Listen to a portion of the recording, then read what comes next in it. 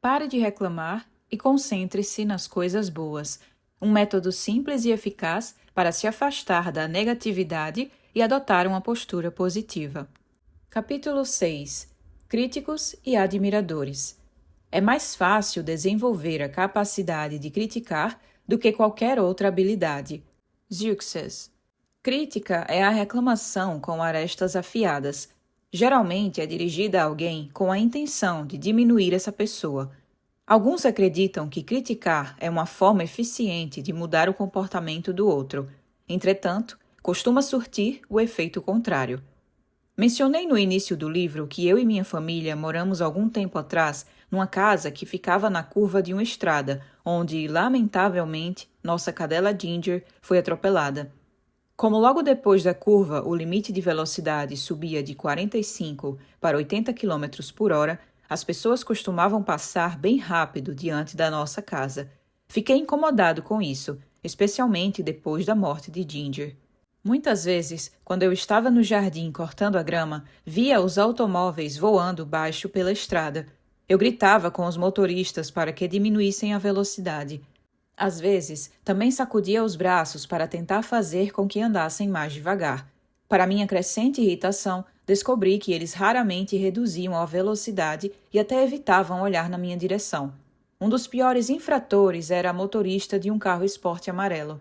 Não importava quanto eu berrasse ou agitasse freneticamente meus braços, a moça continuava a dirigir a toda velocidade. Um dia, eu aparava o gramado e Gale plantava flores no quintal quando percebi que o carro amarelo aparecia rápido como de costume. Não fiz nada, pois senti que qualquer gesto seria inútil.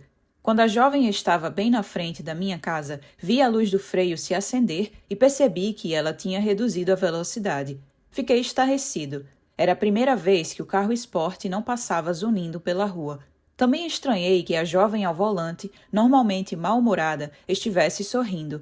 Curioso, desliguei o cortador de grama e perguntei a Gale o que teria acontecido para que a mulher reduzisse a velocidade. Sem levantar os olhos, ela disse: "Foi fácil, só precisei sorrir e acenar." "O quê?" Espantei-me. Eu sorri e acenei para ela, como se fôssemos velhas amigas. Ela devolveu o sorriso e diminuiu a velocidade, respondeu Gale. Por meses a fio, eu tinha tentado fazer com que a jovem diminuísse a velocidade sendo crítico. Queria lhe mostrar que estava errada ao dirigir daquela maneira. Gale, por sua vez, a tratou com gentileza e obteve uma resposta gentil. Ao pensar sobre o assunto, concluí que fazia sentido. A motorista não poderia ter ouvido minhas reclamações com o barulho do cortador de grama atrapalhando, e, provavelmente, meus gestos me faziam parecer um bobo. Para ela, eu era um sujeito zangado com um cortador de grama. Não era de se espantar que quisesse evitar o contato visual e procurasse passar por ali o mais rápido possível. Por outro lado, Gale foi vista como a simpática senhora da vizinhança que a cumprimentava como se fosse sua amiga. Eu fui crítico, enquanto Gale a tratou com consideração. Depois desse episódio, nunca mais vi o carro esporte amarelo bater recordes de velocidade na porta da minha casa. Toda vez que a jovem passava por ali, diminuía a velocidade e só voltava a acelerar ao se afastar da nossa vizinhança. Ninguém gosta de ser censurado, e o criticismo, muitas vezes, provoca o efeito oposto ao esperado. Em vez de reprimir o comportamento indesejado, pode servir para reforçá-lo. Criticar significa encontrar defeito em alguém ou alguma coisa. E quando uma pessoa é alvo de críticas, ela sente necessidade de justificar seu comportamento. As justificativas surgem quando uma pessoa se sente injustiçada e quer se defender da melhor forma possível. Por isso, quando eu berrava com a jovem motorista, ela continuava a acelerar para demonstrar seu direito de fazê-lo. Havia uma forma mais eficiente e amorosa de conseguir que ela dirigisse devagar, como Gale demonstrou. Grandes líderes sabem que as pessoas reagem melhor aos elogios do que às críticas. O elogio inspira a pessoa a se superar, como forma de obter mais elogios. A crítica é capaz de destruir o indivíduo e, quando o degradamos, estamos implicitamente lhe dando permissão para continuar a agir de forma semelhante no futuro. Se chamamos uma pessoa de preguiçosa, por exemplo, ela aceita isso como realidade quando está se relacionando conosco. Assim, recebe uma permissão silenciosa para agir de maneira compatível com o rótulo preguiçosa e seu comportamento se repete. A primeira necessidade que todos temos é a de sermos reconhecidos e valorizados, de sentirmos que somos importantes. Mesmo as pessoas introspectivas desejam a atenção dos outros, especialmente daqueles que admiram. Ainda que a atenção seja negativa, como a crítica, a pessoa com frequência repetirá o comportamento apenas para obter a atenção desejada. Isso raramente é uma manobra consciente. Geralmente fazemos isso sem pensar. Queremos atenção e tentamos obtê-la de qualquer maneira.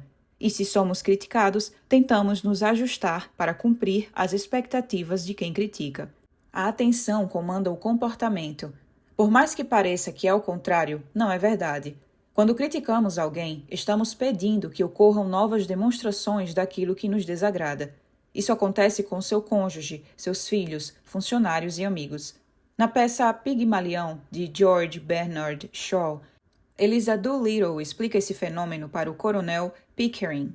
Sabe, no fundo, além das coisas que qualquer um pode aprender, como se vestir, falar de forma adequada e assim por diante, a diferença entre uma dama e uma florista não está no seu comportamento, mas na maneira como ela costuma ser tratada.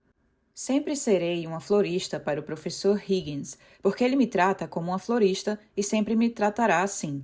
Mas sei que posso ser uma dama para você, porque você me trata como uma dama e sempre me tratará. Temos muito mais poderes para criar a nossa vida do que percebemos. Nossos pensamentos sobre as pessoas determinam a maneira como elas se apresentarão diante de nós e como nos relacionaremos com elas. Nossas palavras revelam nossas expectativas sobre o outro e seu comportamento. Se nosso discurso for recheado de críticas, o comportamento espelhará as expectativas representadas no que dizemos. Todos nós conhecemos pais que se concentram nas notas ruins do filho em vez de celebrar as boas. A criança chega em casa com um boletim com 4 notas 10 e um 7, e os pais questionam: por que foi que você tirou um 7? Concentram-se na única nota mediana, em vez de prestarem atenção nas 4 notas excelentes. Há algum tempo, nossa filha Lia teve uma queda de desempenho em algumas matérias e, como pais inteligentes, amorosos e prestativos, conversamos sobre suas notas baixas para tentar inspirá-la a melhorar. Para nossa surpresa, ela começou a tirar notas baixas em outras matérias. Gayle e eu percebemos que as notas dela não eram nada além disso, as notas dela. Passamos a elogiar seus sucessos e simplesmente perguntar se ela estava satisfeita com os resultados no boletim.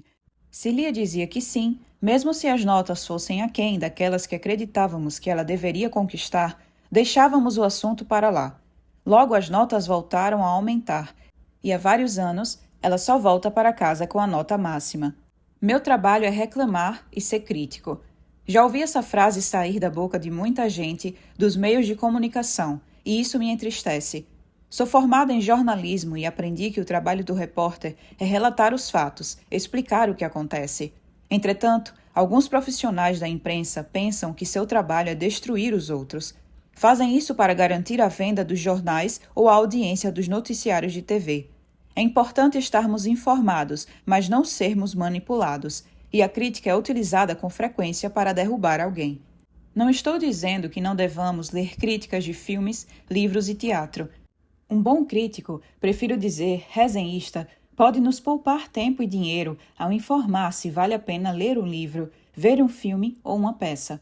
Na realidade, me identifico bastante com um resenhista de cinema que costuma gostar dos mesmos filmes que eu e considero suas opiniões valiosas. Ao ler a matéria sobre determinado filme, acho fácil descobrir se o autor é um crítico ou um resenhista. Outro dia li uma crítica que se perdia em meio a palavras difíceis e referências esotéricas a outros filmes que de nada serviam para o entendimento do filme em questão. O único objetivo do texto parecia ser chamar a atenção para as qualidades do seu autor. Veja como sou inteligente. Como a reclamação, a crítica pode ser uma forma de se gabar, de dizer: meus gostos são tão refinados que o que você me oferece não está à minha altura. Você viu o filme Hitch, Conselheiro Amoroso? Nele, o personagem de Kevin James está saindo com uma jovem herdeira que vive cercada de snobs. Numa festa, a conversa gira em torno de restaurantes, filmes, peças e vernissagens, todos considerados horríveis por dois jovens. A mensagem por trás do que estão dizendo é: nada disso está à nossa altura, porque somos muito sofisticados. Ouça cuidadosamente as suas palavras durante a fase da competência consciente e controle seu criticismo. Lembre-se que perpetuará aquilo que critica.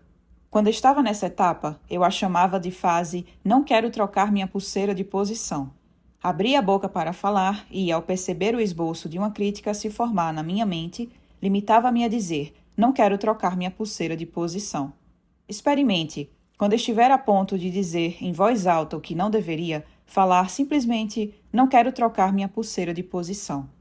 Outra medida saudável é procurar um companheiro sem reclamações.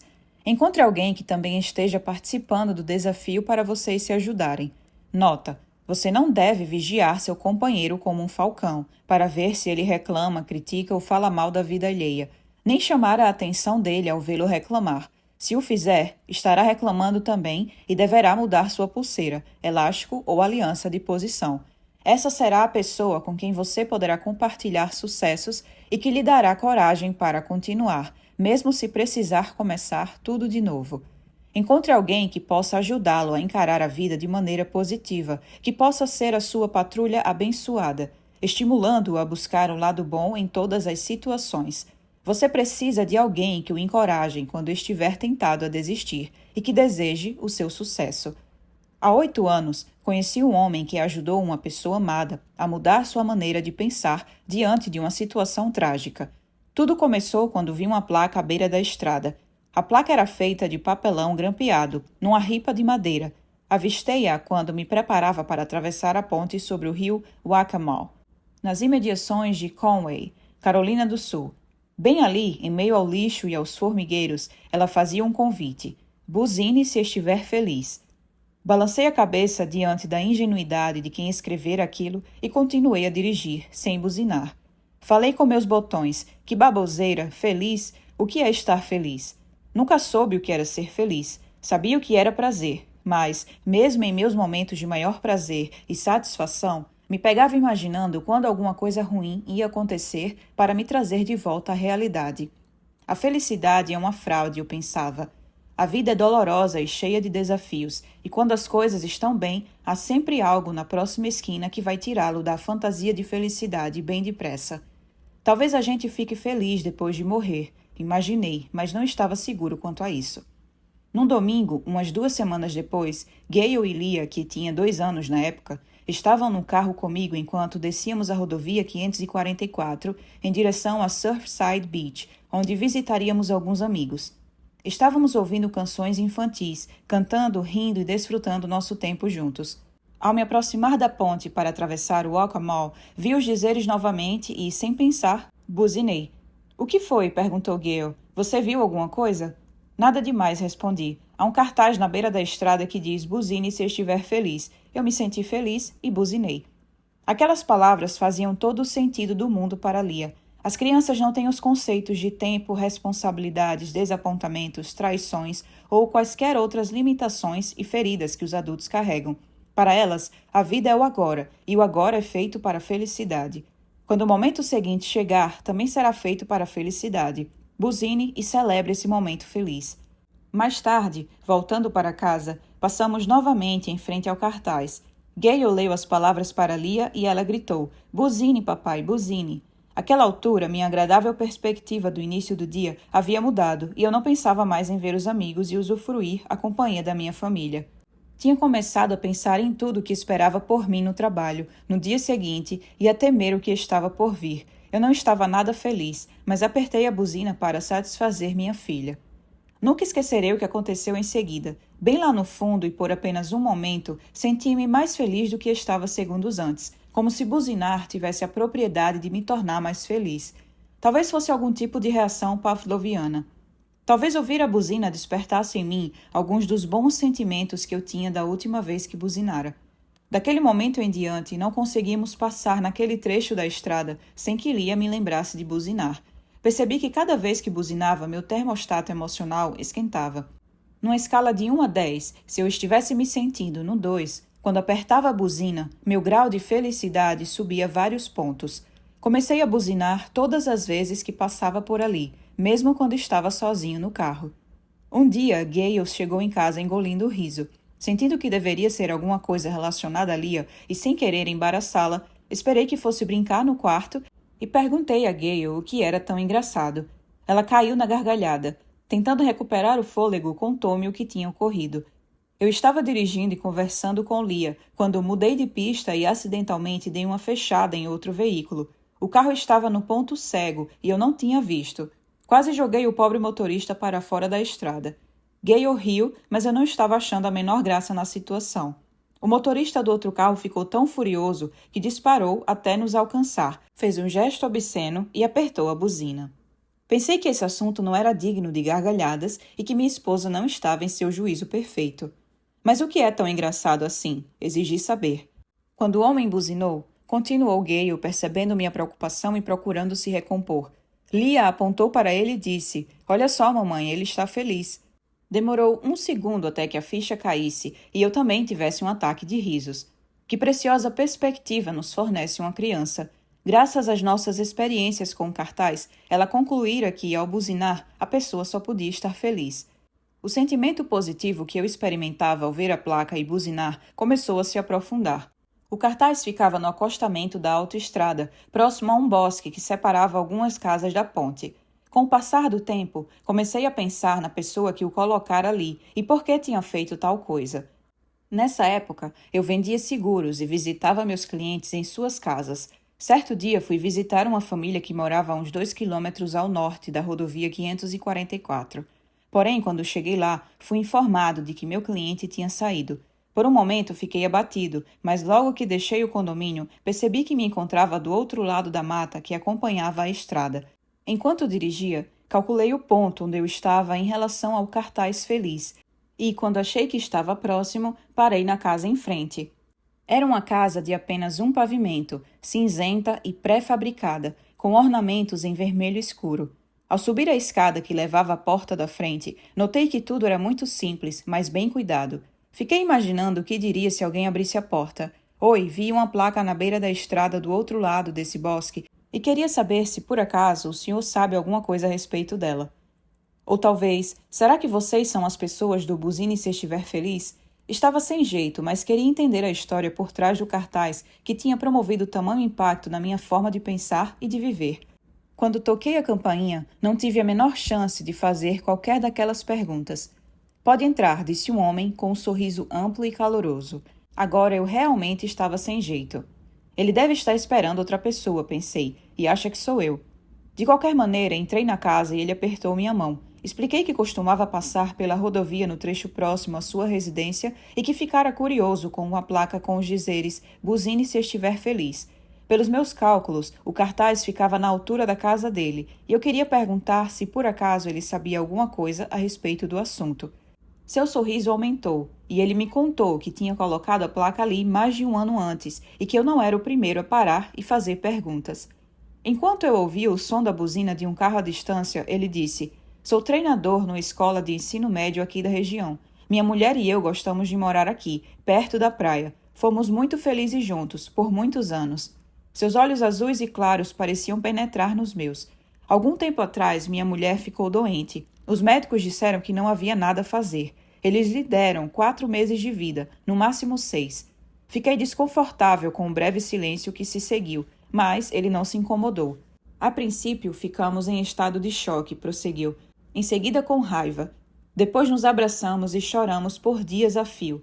Finalmente aceitamos que a vida dela estava chegando ao fim. Ela se preparou para morrer. Colocamos uma cama hospitalar no quarto e ela ficava ali deitada, no escuro. Nós dois nos sentíamos péssimos. Um dia, eu estava sentado na varanda enquanto ela tentava dormir, mas não conseguia por causa da dor. Senti que estava a ponto de me afogar no meu desespero. Meu coração estava dolorido, mas, sentado ali, eu podia ouvir os carros que passavam pela estrada seguindo em direção à praia. Seu olhar se desviou para um canto do cômodo por um momento.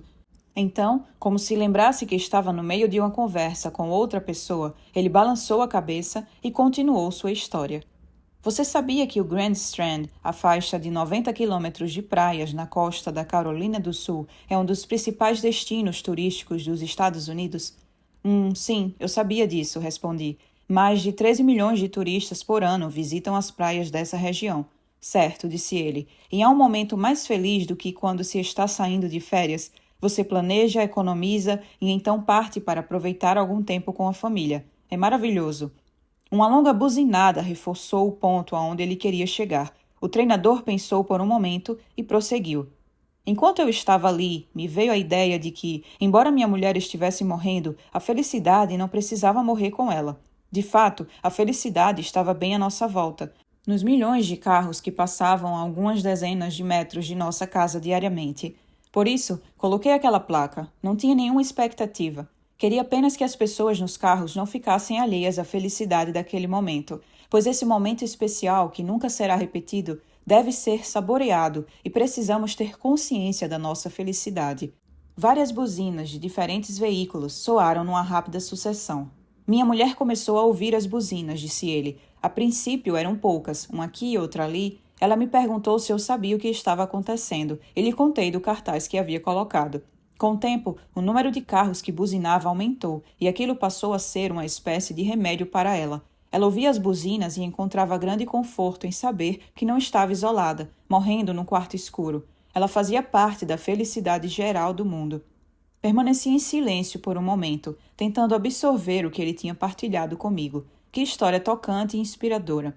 Você gostaria de conhecê-la? Perguntou. Sim, respondi surpreso. Tínhamos falado tanto de sua mulher que eu começara a pensar nela como uma personagem de uma história rica e maravilhosa, e não como uma pessoa de carne e osso.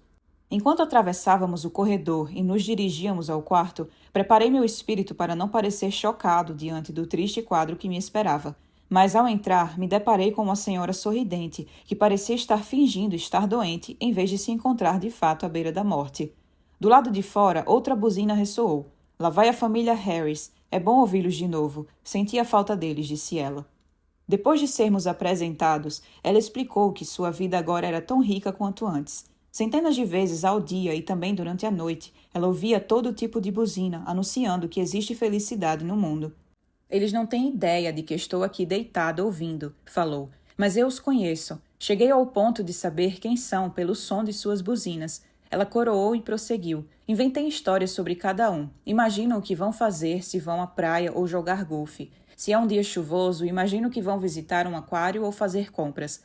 À noite, imagino que vão ao parque de diversões ou então dançar, à luz das estrelas. Sua voz falhou e ela sussurrou antes de adormecer. Que vidas felizes, que vidas mais felizes. O treinador sorriu para mim e nós dois nos levantamos e saímos do quarto. Em silêncio, ele me acompanhou até a porta, mas antes de partir, uma pergunta veio à minha mente. Você me disse que os médicos deram, no máximo, 6 meses de vida à sua esposa, certo? Certo, respondeu ele com um sorriso, antecipando a pergunta seguinte. Mas você falou que ela já estava doente meses antes de você colocar a placa. Isso mesmo, respondeu. Mas já faz mais de um ano que vejo o cartaz na beira da estrada, falei. Exatamente, disse ele acrescentando. Por favor, venha nos visitar sempre que quiser. A placa ficou à mostra por mais um ano inteiro. Então, um dia desapareceu subitamente. Ela deve ter morrido, pensei com tristeza enquanto dirigia.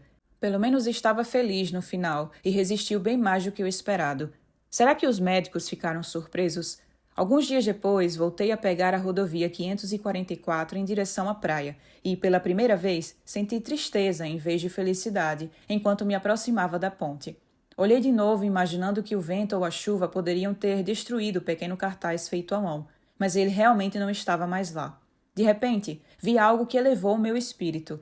No lugar onde ficava a velha placa de papelão, havia agora um novo letreiro, amarelo brilhante, de 2 metros de largura por 1,5 metro de altura, emoldurado por luzes que piscavam. Dos 2 lados da placa, em letras enormes e iluminadas, a frase "Buzine se estiver feliz". Com lágrimas nos olhos, apertei minha buzina para que o treinador e sua mulher soubessem que eu estava passando. Lá vai o Will, imaginei ela dizendo com um sorriso melancólico. Com o apoio do marido, em vez de se concentrar em sua dura realidade, essa mulher maravilhosa passou a prestar atenção no que havia de bom à sua volta. E assim conseguiu resistir à doença, abraçando a vida e tocando milhões de pessoas. Você também pode ajudar alguém a mudar de vida, dando seu apoio na jornada sem reclamações. Encontre uma pessoa que você possa encorajar e que possa fazer o mesmo por você. Juntos, vocês vão chegar lá.